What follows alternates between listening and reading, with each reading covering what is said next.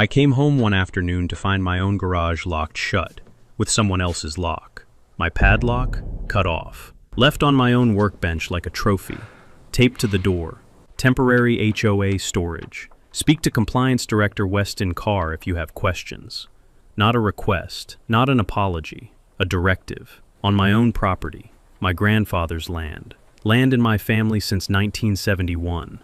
Someone had walked onto my property, cut my lock, rolled 3 classic cars into my garage, and left me a note telling me who to call if I had questions. Here's what Renata Weston Carr didn't know. I'm not a member of her HOA, not for one day, not for $1, never signed a thing. She had no authority over me, none, zero, and I was going to let her figure that out the hard way. By the end of this story, those cars would cost her $25,000, and that would be the least of her problems. What would you do in my position? Drop it below. And where are you watching from? Let me back up about 15 years, because the geography here matters. The property sits on the western edge of Caldwell Lake in central Missouri, a crescent-shaped stretch of water that most locals call the Old Kettle because of the way the far bank curves. My grandfather, Elwood Pruitt, bought 4 acres there in 1971 for what he liked to describe as a strong handshake and a case of Pabst. He was not entirely joking. The deed was filed at the county recorder's office in March of that year, stamped and recorded before the surrounding subdivision. A development called Whispering Pines Estates existed as anything more than a surveyor's sketch.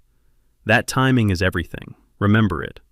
Elwood built a 2-bay garage right at the water's edge. He called it the boathouse, even though it held no boats. What it held, over the decades, was a 1968 Ford F-100, with a cracked dashboard that smelled like gun oil and cedar, a chest freezer that hummed year-round, and roughly 40 years of accumulated fishing tackle, propane canisters, and the particular kind of organized chaos that only old men and artists ever managed to pull off. When Elwood passed, the property went to my father, Dale. When Dale's knees gave out and he moved to Branson to be closer to my sister, the lake property came to me, Garrett Pruitt, age 44, mechanical engineer, semi-retired after a software acquisition that went better than expected, and the kind of man who prefers the company of a torque wrench to most cocktail parties. I renovated the garage, new roof, epoxy floor, upgraded electrical for a lift I installed myself. The smell of fresh concrete and WD-40 in the morning is one of life's legitimate pleasures, and I'm not apologizing for that. Now, the subdivision. Whispering Pines Estates was developed in the late 1980s and expanded twice. It wraps around 3 sides of my property like a horseshoe, a fact that has generated confusion, assumptions, and eventually, Renata Weston Carr. Renata had moved in 6 years before the events of this story. She was, by every account, a force of nature in the bureaucratic sense, a woman who had turned community standards enforcement into something approaching a personal religion. She wore lanyards with laminated ID badges to neighborhood meetings. She had business cards that read, Compliance Director, a title she had invented and bestowed upon herself after maneuvering her way to the top of the HOA board. She drove a white Cadillac Escalade with a vanity plate that read, RULS. I am not making that up. Renata's particular brand of authority rested on one foundational assumption, that everyone around the lake was part of the HOA. The subdivision CC and Rs, covenants, conditions, and restrictions, had been amended 3 times over the years, and each amendment quietly expanded the claimed community boundary a little further. On paper, in the version of the HOA map that Renata distributed at her welcome packets, my 4 acres sat squarely inside Whispering Pines Estates. But paper and deed are 2 different things, and Elwood's deed predated the HOA by 18 years. I'd had minor run-ins with her before. A letter claiming my gravel driveway violated aesthetic continuity standards. Another one about a tarp I'd left on my truck for 2 weeks. I'd ignored them both because they were addressed to Whispering Pines homeowner, and I was not one. I figured she'd eventually figure it out. People like Renata, I assumed, were ultimately rational underneath the lanyard. I was wrong. The first real escalation came on a Tuesday in October. The air smelled like dying leaves and distant wood smoke. That particular Missouri autumn smell that makes you want to pour a bourbon and stay outside until your fingers go numb. I'd been in the garage all morning working on a carburetor rebuild when I heard the crunch of gravel, looked up, and saw a flatbed truck backing toward my garage doors. Behind it, parked at the end of my driveway with the authority of a woman who has never once doubted herself, Renata Weston Carr, clipboard in hand, wearing a reflective safety vest over a blazer.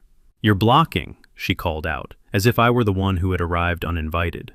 "We need access to the storage space." I set down my ratchet. "I'm sorry, whose storage space?" She smiled, the kind of smile that has already rehearsed this conversation.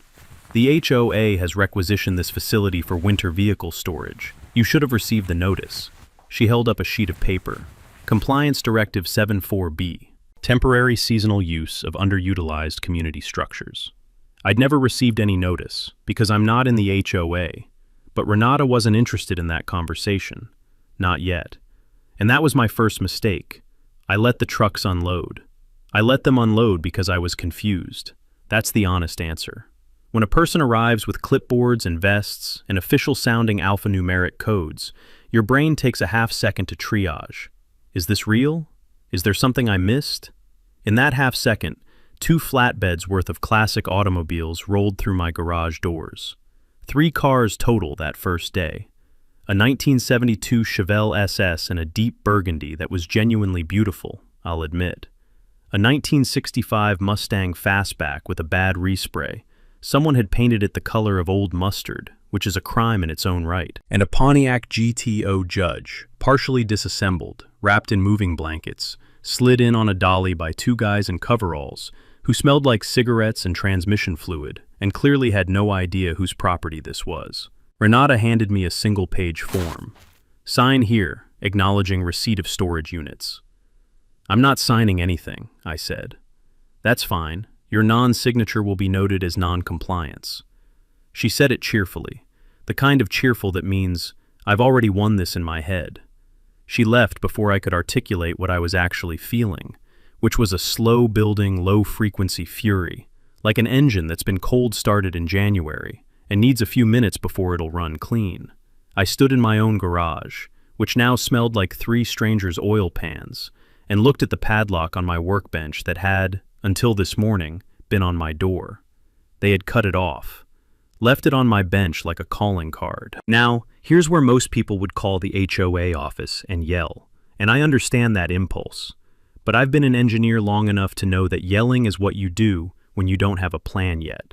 So instead of calling, I went inside, made coffee, and started reading. First thing I pulled up, Missouri property law, specifically the statutes around adverse possession and trespass.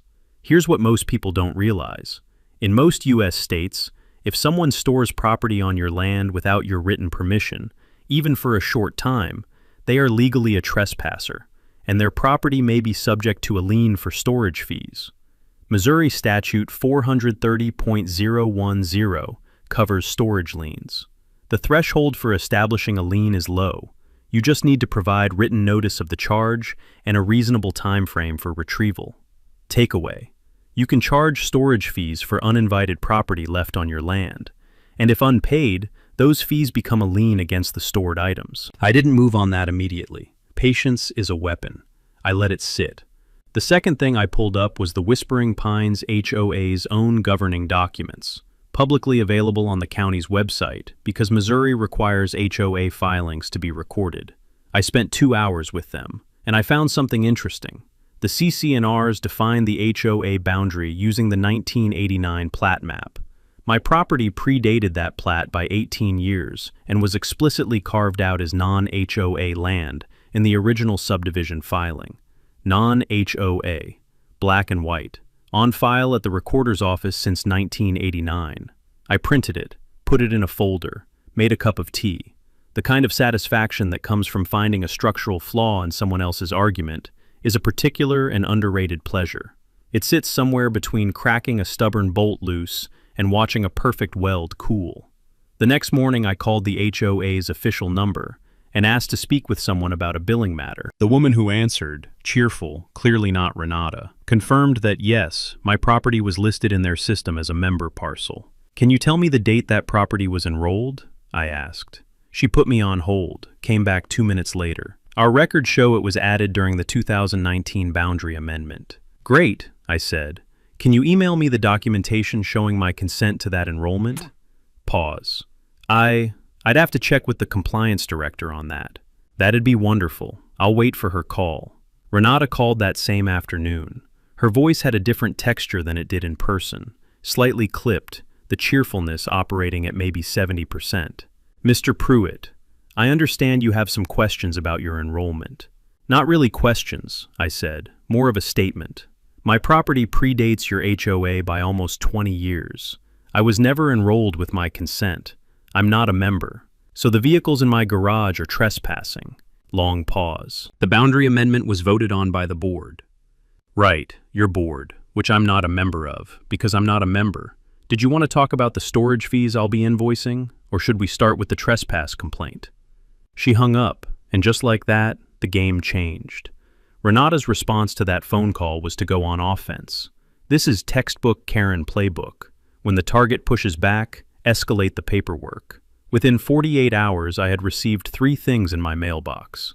A notice of non-compliance citing my gravel driveway, a notice of unauthorized structure modification referencing my garage renovations, and this is the one that made me laugh out loud standing at my own mailbox in the November cold.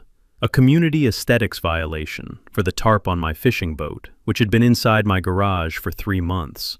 The letters were dense with HOA jargon. Phrases like community cohesion mandate and shared environmental stewardship zone that sounded official until you read them twice and realized they had the legal weight of a strongly worded diary entry. I photographed all 3, saved them to a folder I labeled Renata's Greatest Hits. But she wasn't done. The next move was a visit. A week after the phone call, I came home to find Renata in my driveway. Not at the door, but around the side of the house, near the garage, with a woman I didn't recognize who was taking photographs. She had a clipboard. Of course she had a clipboard. And she was wearing that reflective vest again over a wool coat, which is a choice. Can I help you? I called from 20 feet away. She turned without a flinch. Annual property inspection. All HOA members are subject to... Stop. I held up a hand. You are on private property. You have not been invited. You do not have authority here because I am not an HOA member, and the woman taking photographs of my garage is committing trespass. The photographer, young, clearly an intern of some kind, holding a phone, looked like she wanted to evaporate. Renata squared her shoulders. The board's legal counsel has reviewed your claim of non-membership and advised us that the 2019 amendment is not binding on me because I never consented to enrollment, I said. That's not my interpretation. That's Missouri HOA law. You can look it up. She looked at her clipboard, the way people look at clipboards when they need a moment. Here's what I knew that she didn't yet. Missouri, like most states, has specific statutes governing HOA boundary expansions. Specifically, Missouri Revised Statutes, Chapter 448, the Uniform Common Interest Ownership Act, requires that existing landowners must affirmatively consent before their property can be incorporated into a new or expanded HOA boundary. A board vote, even a unanimous one, does not constitute consent on behalf of a non-member. Takeaway: an HOA cannot annex your property through a board vote alone. Your written consent is legally required in most states, including Missouri. I hadn't sent any cease and desist yet. Still being patient. Still building the file. You need to leave, I said pleasantly. Both of you. They left. Renata walked to her Escalade with the precise, controlled stride of a woman who is furious and will not show it. The photographer scurried after her. Before Renata closed the car door, I heard her say, quietly but not quietly enough, "He has no idea what this property is worth." Interesting comment. I turned that over in my mind as I walked back inside, the gravel crunching under my boots, the smell of dry leaves mixing with the faint petroleum tang drifting from the garage. What this property is worth. Not what the case is worth. Not what the situation warrants. The property. I started digging into Whispering Pines Estate's financial records. Again, publicly available. Missouri requires HOA annual reports to be filed with the county. What I found, buried in a 3-year-old report, was a line item under long-term capital planning that referenced a lakefront development feasibility study.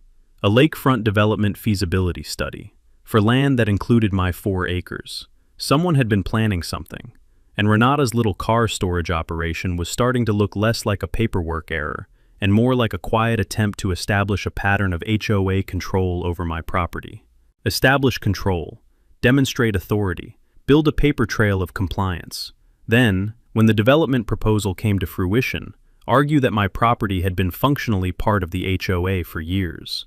This wasn't about cars. It was about the land. I set down my coffee. It had gone cold while I was reading, which I only noticed just then, and felt something shift in my chest. Not anger exactly, something more focused, the way a lens feels when it snaps into focus. Clear, calm, ready. Garrett Pruitt was done being patient. Garrett Pruitt was going to build a trap. Before I built anything, I made 2 calls. The first was to a property rights attorney named Clifton Bauer out of Jefferson City. Clifton had the reputation of being the kind of lawyer who genuinely enjoyed fighting HOAs, not because he was combative by nature, but because, as he explained on our first call, homeowners associations are one of the last places in American civil law where people routinely accept authority they never actually agreed to. He had a voice like gravel wrapped in flannel, and he spoke about legal strategy the way a woodworker talks about joinery, with quiet, detailed appreciation. Clifton reviewed my deed, the HOA's filing history, and the 2019 amendment within 48 hours. His conclusion was unambiguous. I had never been lawfully enrolled in Whispering Pines Estates. The 2019 amendment was void as applied to my property. And this was the part that made me smile. Every compliance notice Renata had sent me constituted harassment of a non-member, potentially actionable under Missouri's Consumer Protection Act. What? But Clifton's real gift was the thing he said next. Don't send a cease and desist yet. Let her keep going. Every letter she sends, every photograph her intern takes, every notice she files, that's more evidence of a pattern. You want this on the record before you shut it down. Takeaway. In property disputes, documenting a pattern of harassment before filing a formal complaint significantly strengthens your legal position. I hung up from Clifton and made my second call. To my neighbor across the water, a retired county assessor named Vern Stubblefield. Vern was 71, drove a 1991 Bronco that had been repainted at least 4 times, and knew every piece of land on Caldwell Lake the way some people know Bible verses, by chapter and verse, with context. Renata's development plan, I said when he picked up. A pause. Then, low. So you found it. Vern knew about the feasibility study, had known for 2 years. He told me that a developer named Mercer Capital Group had been quietly buying options on Whispering Pines properties near the waterline. The plan, still unofficial, still in preliminary stages, was to consolidate the lakefront parcels and develop a boutique marina and resort. My 4 acres sat at the exact point of maximum lakefront exposure. Without my land, the project had a gap. With it, they had a mile of continuous waterfront. Renata, it turned out, was on the Mercer Capital Group's informal advisory board. There was a $40,000 consulting retainer on record, also in the public county filings, buried in a business license disclosure. She wasn't just an HOA Karen. She was a Karen with a financial stake. Now, here's where I want to stop and give credit to public records, because everything I've described, the HOA filings, the development feasibility study, Renata's business license, was sitting in county records, open to anyone with a Pacer account and an afternoon free. Most people don't look, but information is infrastructure, and if you're in a property dispute, the county recorder's office is your best friend. Takeaway: HOA annual reports, business license disclosures, and county land filings are public records, searchable, free, and full of useful surprises. I called Clifton back with what Vern had told me. That changes things considerably, Clifton said, and I could hear him writing. She's not just overstepping as an HOA officer. She may have a fiduciary conflict of interest, using her position to benefit a third party paying her. That opens up potential claims beyond trespass. How much time do I need to build the full picture? Give me 6 weeks, and in the meantime, a pause, the sound of a pen tapping. Let her store the cars. Don't move them. Don't touch them. Just start the meter. The storage lien. Right. That same evening, I typed up a formal letter on paper I printed with a header I made myself. Pruitt Property, Caldwell Lake, Missouri, essentially 1971, and sent it certified mail to the HOA office, Renata's home address, and, for good measure, to the registered owners of each of the 3 vehicles in my garage, whose names I'd pulled from Missouri DMV records using a simple public records request. The letter stated simply, the vehicles were stored on private property without consent. The storage fee was $75 per vehicle per day. Invoices would be issued weekly. Unpaid balances would result in a lien filing per Missouri Statute 430.010. I did the math. 3 cars, $75 each, $225 a day, 6 weeks at Clifton's request. That was $9,450 before I even got to court. I sealed the envelopes. The garage outside smelled faintly of the Chevelle's exhaust. Someone had run the engine recently, in my garage, without asking, and I felt that quiet, lens-snapping clarity again. Let her store the cars. Let the meter run. The thing about a well-laid trap is that you don't spring it too early. You wait until the trap is interesting enough to be worth springing.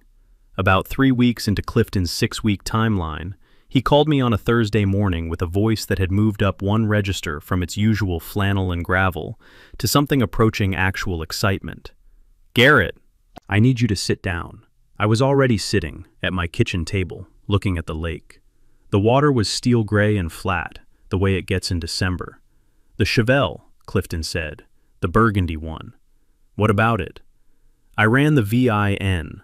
It's registered to Renata Weston Carr personally. I let that land. She stored her own car in my garage.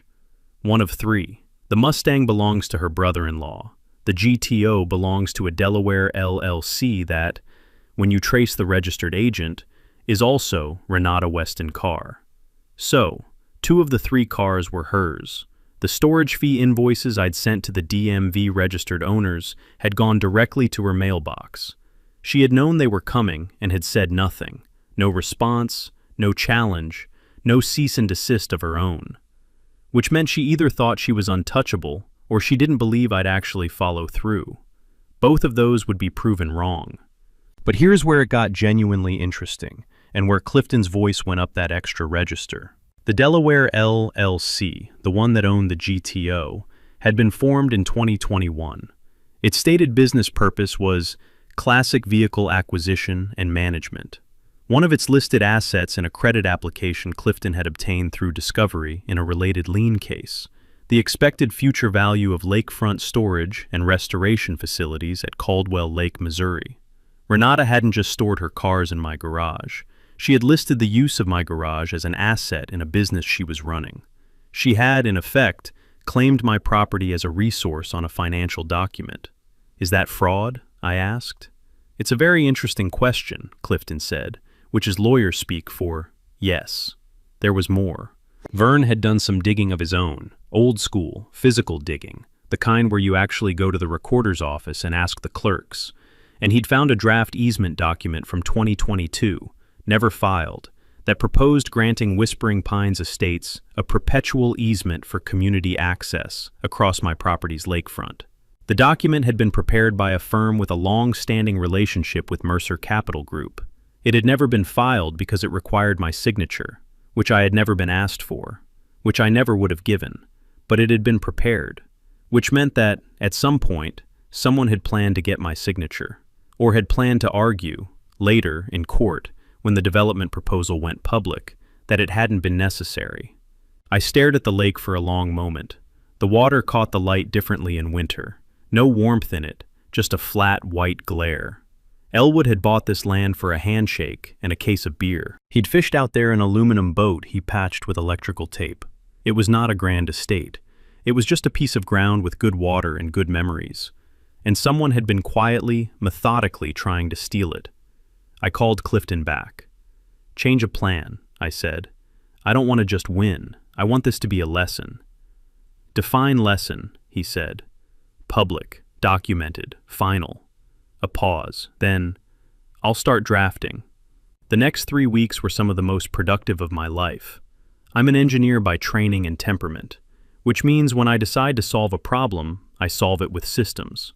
I built a spreadsheet, 4 tabs, color-coded, tracking every legal claim, every piece of evidence, every correspondence, and every dollar I was owed. I printed weekly invoices for the storage fees and sent them certified mail like clockwork. 3 cars, $75 a day, every Friday without fail, addressed to Renata personally and to both LLCs. None were paid. All were signed for. The signature receipts went into a folder I labeled Exhibit B. Clifton, meanwhile, was building the legal architecture. Here's how it worked, in plain English. First, the trespass and storage lien claim. This was the foundation, straightforward, solid, and already documented. The lien under Missouri Statute 430.010 would attach to the vehicles themselves once the unpaid storage balance crossed a threshold. At the rate we were running, we'd clear that threshold by the end of January. Second, a complaint to the Missouri Secretary of State's office regarding the HOA's unauthorized boundary expansion. This was quieter, but potentially more damaging to Renata's power base. If the 2019 amendment was voided by the state, the HOA's enforcement authority over several other contested properties might unravel along with it. Clifton had already spoken with 2 other Caldwell Lake landowners, older folks who'd been receiving HOA bills for years under the same bogus expansion, who were interested in joining as co-complainants. Third, and this was the one I found most satisfying, a formal complaint to the Missouri Real Estate Commission regarding Renata's undisclosed consulting arrangement with Mercer Capital Group.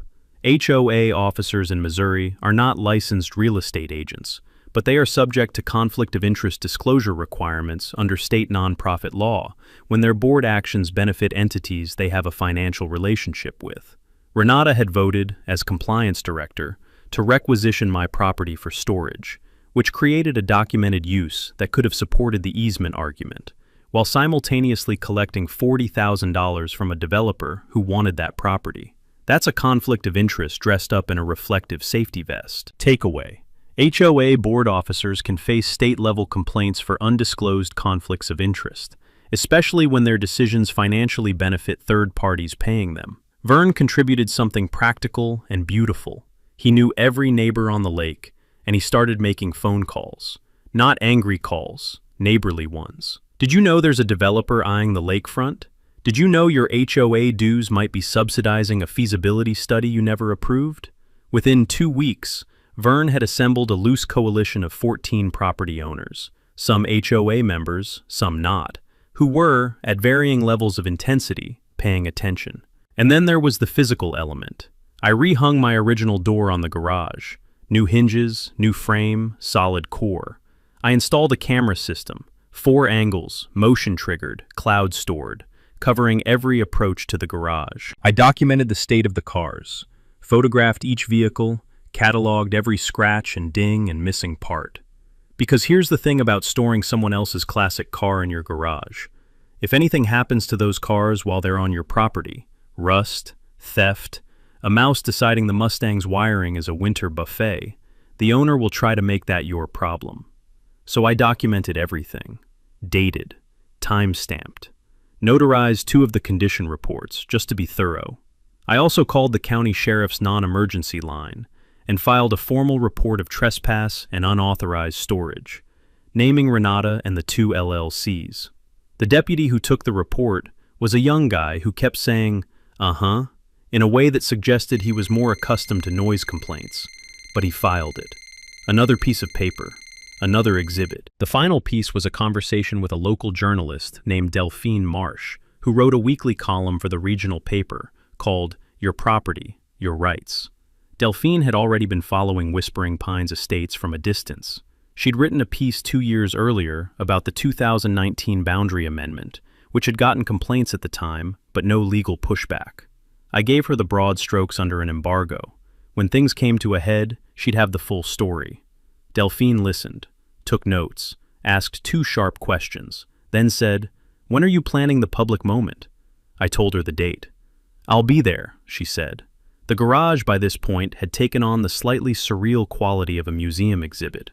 3 beautiful old cars, immaculately documented, locked in on my epoxy floor under my LED shop lights, accumulating a storage invoice that now exceeded $6,000 and would hit $9,000 before the month was out. Every morning I'd walk through, check the cameras, update the spreadsheet, and think, tick, tick, tick. Outside, December had sharpened into the kind of cold that smells like iron and makes the lake go still as a mirror. Renata made her next move in January. She had, by this point, either consulted an attorney of her own or simply escalated to the nuclear option available to every petty authority figure, the town meeting. Whispering Pines Estates held quarterly HOA meetings in the community room of the Caldwell Lake Recreation Center, a cinder-block building with fluorescent lighting and folding chairs, and the persistent smell of old coffee and carpet cleaner. I know this because Vern attended every one and reported back with the detail and equanimity of a war correspondent who has simply decided to find the whole thing absurd. At the January meeting, Renata presented what she called a community property rights briefing, essentially a PowerPoint argument for why my 4 acres were legitimately part of the HOA and why my non-compliance posed a threat to the community's long-term planning. She cited the 2019 amendment. She cited a legal opinion, not from an attorney, but from a paralegal service that clearly had not reviewed Missouri HOA law in any depth.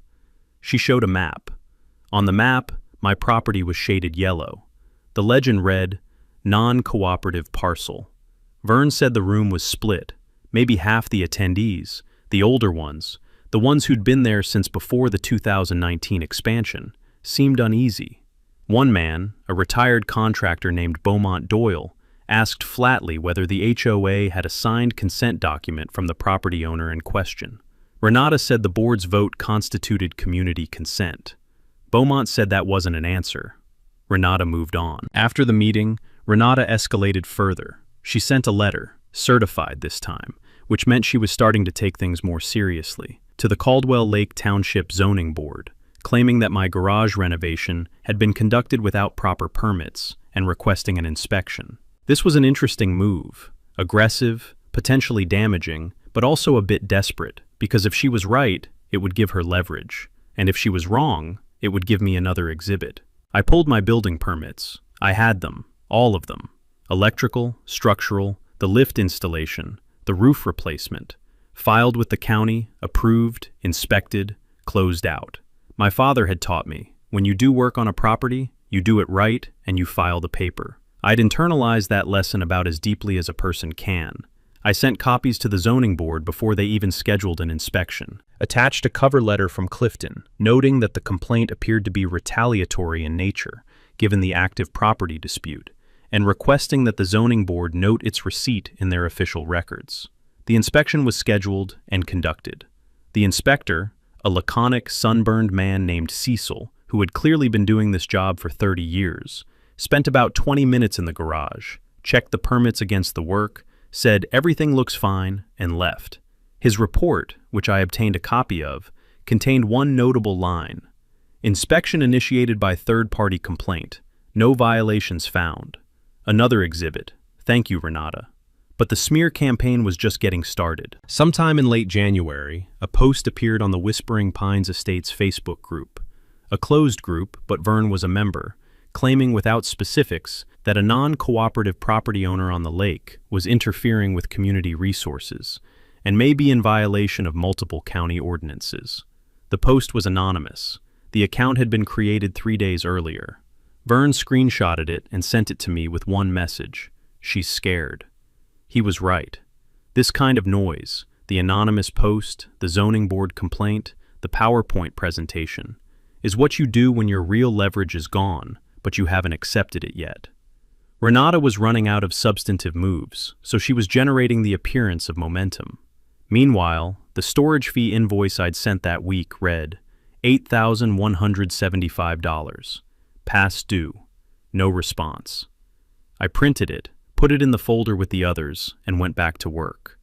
One thing I'll say for Renata, she had genuinely nice taste in cars. That Chevelle, even under fluorescent shop lights in the middle of a Missouri winter, was a beautiful piece of machinery. I caught myself, once or twice, just standing and looking at it. There's something honest about a car from that era. Every component visible, purposeful, nothing hiding behind a plastic panel. It's a shame about the owner. The GTO, though. The GTO in that particular shade of wrong-era orange was a crime I could not forgive. Elwood would have agreed.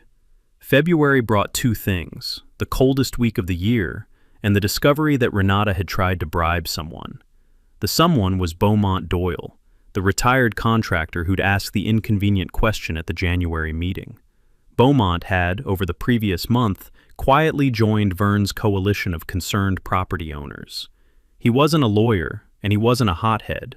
He was a man who had spent 40 years building things correctly and had a near physical revulsion for people who cut corners. What Renata had offered him through an intermediary, a message passed through the HOA treasurer, was a reduction in his annual dues by 40% for 3 years if he would withdraw his objections to the boundary expansion and provide a written statement supporting the HOA's position in any future proceedings.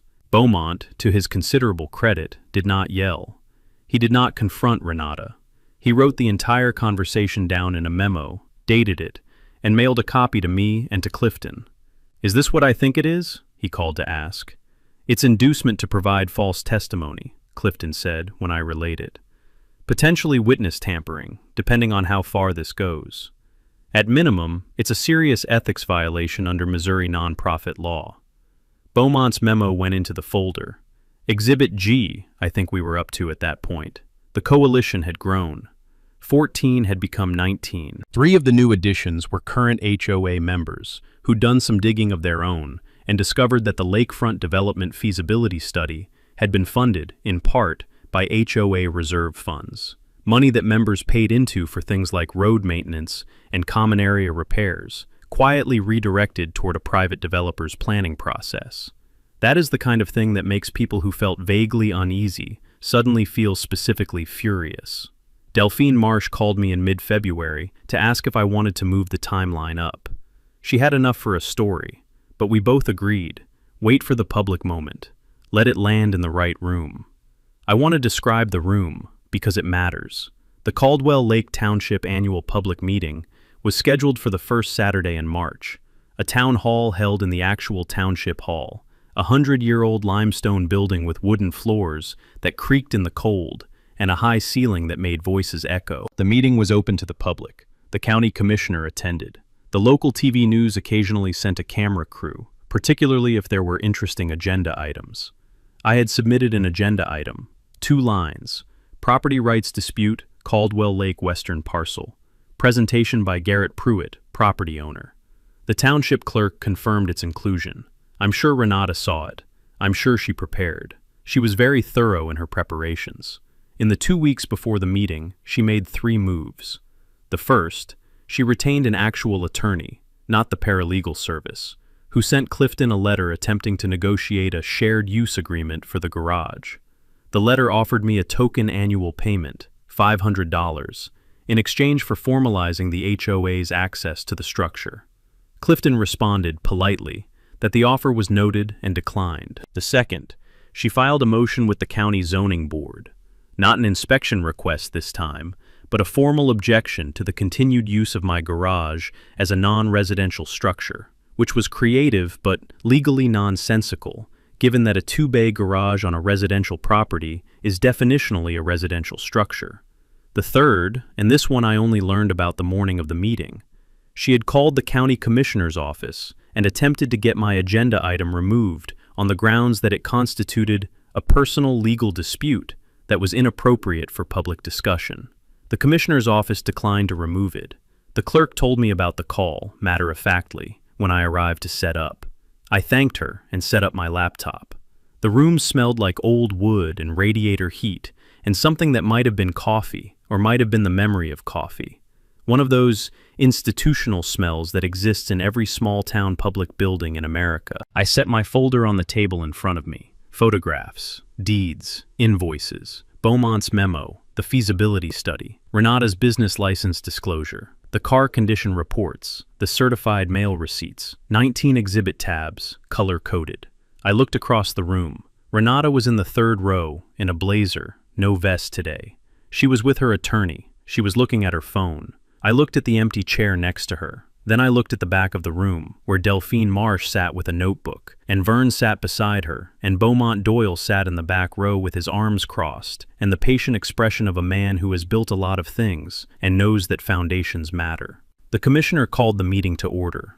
The trap wasn't physical in the cinematic sense. No garage doors slamming shut, no car engines roaring to life as a signal. The trap was made of paper and law, and 18 years of a deed sitting in a county records office, waiting for someone to be stupid enough to give it teeth. When my agenda item was called, I walked to the front of the room, plugged my laptop into the projector, and put the first slide up. It was Elwood's original deed, filed March 14, 1971. The property boundary in black ink, the date, 18 years before Whispering Pines Estates existed. I let it sit there for a moment. "My name is Garrett Pruitt," I said. "My grandfather bought this land in 1971. My father inherited it. I own it now. I am not a member of the Whispering Pines Estates Homeowners Association. I have never been a member. I have never signed a consent form, paid dues, voted in an election, or in any way affiliated with the HOA. That is not a dispute. It is a fact that can be verified in 10 minutes at the county recorder's office, and it has been verified by an attorney and by the state's own HOA filings." I clicked to the next slide, the 2019 amendment, with a highlighted section showing the boundary expansion, and next to it, the relevant Missouri statute requiring written consent from existing landowners. In November of last year, 3 vehicles were unloaded into my private garage without my consent, under the claimed authority of HOA Compliance Director Renata Weston Carr. Ms. Weston Carr is in this room today. I did not gesture, I did not look at her. 2 of those 3 vehicles are registered to Ms. Weston Carr personally, or to an LLC she controls. She stored her own cars on my property without permission, and she did so while collecting a $40,000 annual consulting retainer from Mercer Capital Group, a developer with active interest in acquiring lakefront property at Caldwell Lake, including my parcel. I could hear the room, a specific kind of silence, not empty, but loaded. Chairs shifting, someone exhaling. I clicked through the next sequence, the invoices, the certified mail receipts, the storage fee calculations, 3 vehicles, $75 per day, 112 days, total unpaid, $25,200, a lien filing, which Clifton had submitted to the county that morning, attaching to all 3 vehicles. Under Missouri Statute 430.010, that lien is now attached to the title of each vehicle. They cannot be sold, transferred, or refinanced without satisfying the debt. Ms. Weston Carr's attorney was informed of the lien this morning, I said. I clicked to the final slide. Beaumont Doyle's memo, names redacted. Additionally, there is documentation of an attempt to induce a community member to provide false testimony in exchange for financial benefit. That documentation has been filed with the County Sheriff's Office and the Missouri Attorney General's Consumer Protection Division. I looked up from my laptop. I'm not asking for anything from this township today. I am informing you of these facts because they are on the public record. I want my neighbors to know what has been done with HOA reserve funds. Funds that were contributed for road maintenance and common area upkeep toward a private developer's feasibility study without member consent or vote. And I want Ms. Weston Carr to have the opportunity to respond publicly in this room with witnesses present. I stepped back from the lectern. The room erupted, not in chaos, more like a controlled detonation. Everyone talking at once, but everyone talking to someone specific, not shouting randomly.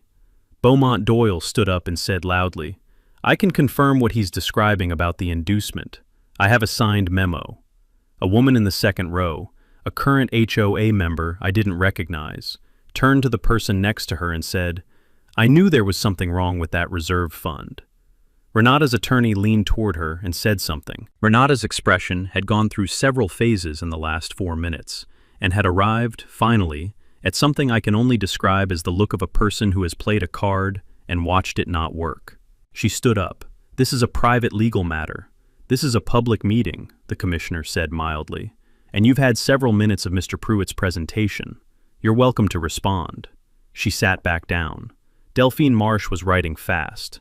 The camera crew from the regional TV station, tipped off by Delphine, who I will be grateful to for the rest of my life, had arrived 5 minutes before the meeting and set up quietly in the back. The camera's red light had been on since I put Elwood's deed on the screen.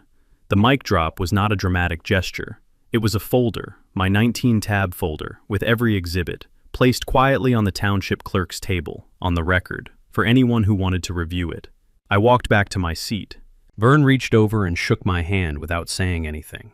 That was enough. The legal resolution took 4 months, which is fast by legal standards, and about average by the standards of this kind of story.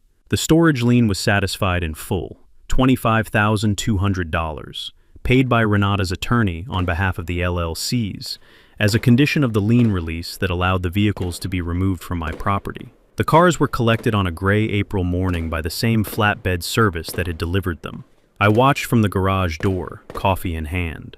The Chevelle went last. It really was a beautiful car.